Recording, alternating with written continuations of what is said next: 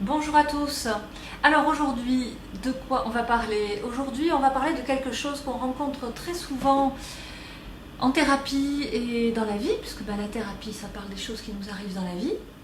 C'est la perte, le deuil, les séparations, les chagrins d'amour, les gens que vous avez aimés et qui sont partis. Voilà. Par extension, ça peut être aussi des choses qui étaient dans votre vie sur lesquelles vous aviez compté et c'est parti. Voilà, donc ça peut être le décès, ça peut être la séparation amoureuse, ça peut être la perte de certaines fonctions corporelles par exemple, mais là on va rester plutôt sur des personnes. Voilà, des personnes qui sont parties ou qu'on a perdues. Et je vais vous expliquer le lien avec l'hypnose et avec l'auto-hypnose si vous voulez faire de la programmation, on peut dire, de votre, si vous voulez hacker votre cerveau. Je vous rappelle juste la sortie de mon livre, je ne sais pas si on le voit à l'endroit, parce que du coup moi je le vois à l'envers, c'est l'hypnose multidimensionnelle aux éditions Atlante, cette fois-ci. Et il y a une partie en plus, parce que c'est une nouvelle édition, donc il y a une partie en plus où je raconte des trucs de ma vie et de mes propres expériences multidimensionnelles. Voilà, autant dire que c'est la partie qui a été la plus difficile à écrire parce qu'il faut se dévoiler, même si je n'ai pas encore été dans les recoins de mon intimité absolue. Voilà, donc où est-ce que vous le trouvez? À la FNAC, vous le trouvez sur Amazon, vous le trouvez sur mon site internet. Vous le trouvez vous tapez l'hypnose multidimensionnelle sur internet, Nadine Ricoire, et vous allez voir dans plein de librairies, sur internet ou physiquement. Très bien. Ensuite, alors, ok. Qu'est-ce qui se passe quand vous perdez un être cher ou quand quelqu'un vous quitte ou vous vous séparez de quelqu'un, hein, parce que c'est pas parce que la séparation vient de vous que vous n'en pâtissez pas d'une certaine façon. Donc, il y a certaines personnes qui ont perdu un amant, une amante, parfois un mari, une épouse, un compagnon, et qui sont dans un grand désarroi, voire... alors, il y a mon chat qui gratte sur... voilà, on va arrêter. Sur l'arbre à chat. Et qui sont donc, ces gens sont dans un grand désarroi parce que dans cette forme de dépression, parce qu'il y a une forme de dépression dans le deuil, ces personnes ne se voient plus d'avenir. Notamment si vous avez aimé beaucoup un homme ou une femme, une personne, voilà, quel que soit son genre, que vous avez eu un fort épanouissement, par exemple sensuel, avec cette personne.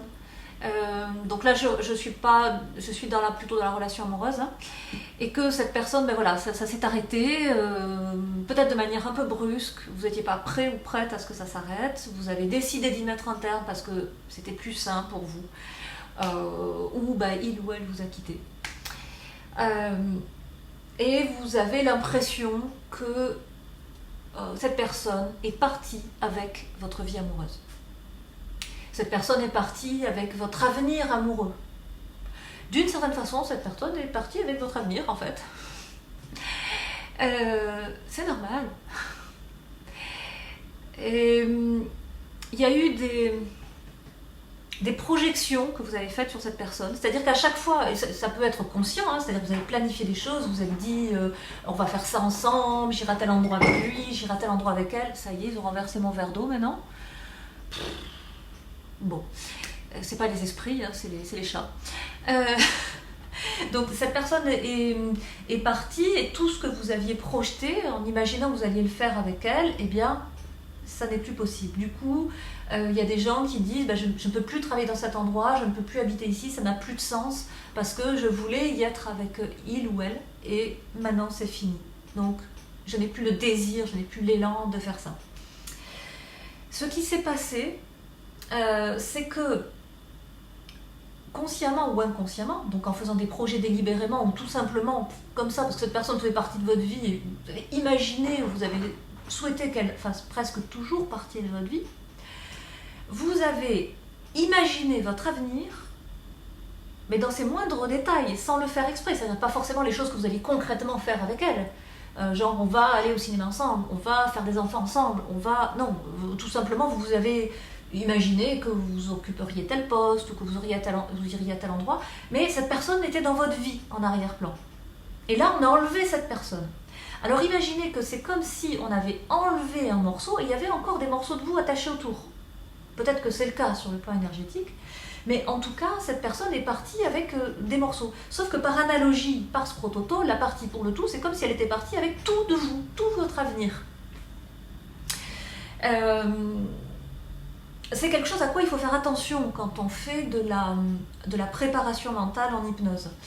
Je vous donne un petit exemple. Il y a 20 ans, non peut-être pas tant que ça, entre 15 et 20 ans de ça, j'avais fait une programmation d'auto-hypnose pour atteindre certains objectifs professionnels en matière de revenus notamment. Et à l'époque, au tout début de ma pratique, j'avais un expert comptable que j'aimais beaucoup. Au-delà du fait que je l'aimais beaucoup, tout simplement, c'était mon expert comptable. Donc c'était une référence dans ma vie professionnelle. Alors je fais ma préparation d'auto-hypnose. Dans cette préparation, pour la rendre réaliste, j'imagine que des personnes que je connais et que j'apprécie me disent des choses en relation avec les objectifs que j'ai atteints. Dont ce monsieur qui me dit « Ah ben il va falloir faire ceci, il va falloir faire cela par rapport aux gains que vous avez eus. » Voilà. Sauf que qu'est-ce qui se passe?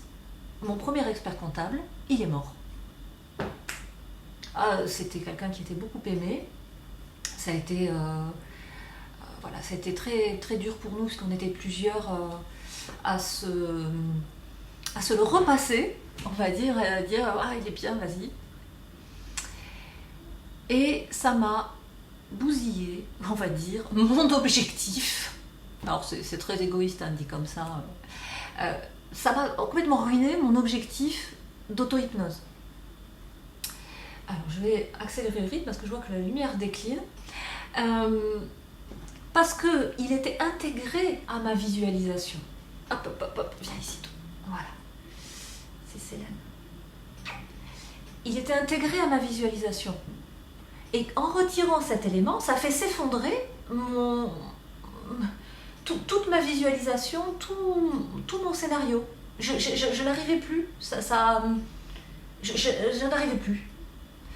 Et j'ai réalisé, donc c'était intéressant. Après, voilà, c'était le plus important, c'était que lui soit vivant ou mort. Le reste, je pouvais être plastique et m'en accommoder et faire autrement. Mais il y a eu vraiment ce temps où je ne pouvais plus faire mon exercice d'auto-hypnose. Vous voyez? Parce que en partant, il avait emmené avec lui toutes mes projections. Alors, ça veut dire que c'est tout à fait courant que quand un être cher que vous avez aimé, plus ou moins intensément, hein, selon le lien, s'en va, et ben il y a un certain temps où il y a cette espèce de période de ralentissement psychomoteur, où on fait les choses un peu au ralenti, que ce soit dans la pensée ou dans l'action. Il s'en va avec votre avenir. Alors c'est une illusion, hein, c'est une illusion totale. Vous gardez votre libre arbitre, vous gardez votre avenir, vous gardez votre capacité créative, etc. Mais mentalement, imaginairement, pendant un certain temps, qui va je sais pas, de quelques heures à peut-être quelques années, hein, si aucun travail n'est fait dessus, cette personne, elle part avec votre avenir. Donc quand vous faites une programmation en auto-hypnose, c'est quelque chose dont il va falloir tenir compte. Que vous avez peut-être décidé d'intégrer des acteurs, des protagonistes dans votre scénario pour le rendre plus dense, plus réaliste pour vous. Voilà, les chats sont dans leur moment de folie parce que c'est le jour décline et c'est leur moment où ils s'éveillent. Donc il faudra tenir compte de ce paramètre-là. D'accord ? Vous pouvez le faire, je pense que c'est inévitable quand on se projette d'enrichir le scénario avec des êtres qu'on connaît. D'ailleurs, vous savez, même si on a une fonction corporelle, par exemple j'ai ce bras, je me suis identifiée à ce bras. Vous voyez, je vis avec. Donc si du jour au lendemain, ben, j'ai plus ce bras pour je ne sais pas quelle raison, il faut que je me reconstruise une identité quelque part. C'est un petit peu la même chose. Si j'ai un enfant que j'aime de tout mon cœur et qu'un jour j'ai plus cet enfant, je ne suis plus mère, ou alors je suis mère mais j'ai pas mon enfant physiquement là, il faut que je me reconstruise une identité, une vie, un sens. Vous voyez, c'est quand vous faites de la de l'auto-hypnose ou toutes ces petites choses, ce sont des trucs et astuces pour vous aider à mobiliser les ressources que vous avez à l'intérieur de vous. Mais quelles que soient les épreuves de la vie ou les difficultés donc, que l'on rencontre, la lumière, elle est à l'intérieur de nous. Donc au-delà du fait, voilà, qu'est-ce qui se passe après la mort physique, comment dire, à un moment, il y a régulièrement à lever ce genre d'illusions qui sont tout à fait normales et presque inévitables pour la majorité d'entre nous. De se sentir démuni ou amputé d'une partie de son avenir ou de son identité, voire de la totalité de son désir de vivre. Voilà, il y a des hommes et des femmes qui ont perdu une amante ou un amant, et des femmes qui ont l'impression qu'elles ne seront plus jamais femmes, parce qu'elles ont tellement été épanouies, elles sont tellement découvertes au travers de cet homme, si c'est un homme, ou au travers d'une femme, elles sont tellement découvertes au travers de cette personne, quand cette personne est partie, elles se sont dit, mais moi je ne vais plus jamais vibrer comme j'ai vibré, je ne vais plus jamais être vivante comme je suis vivante, comme j'étais vivante avec cette personne. Donc tu as vibré parce que tu es capable de vibrer, tu es vivante parce que tu es vivante, c'est ta lumière, personne ne peut te l'enlever. Voilà, tu peux avoir l'impression que quelqu'un, voilà, c'est des illusions, c'est des impressions. Mais fondamentalement, c'est ta lumière. C'est peut-être un travail, évidemment. Hein.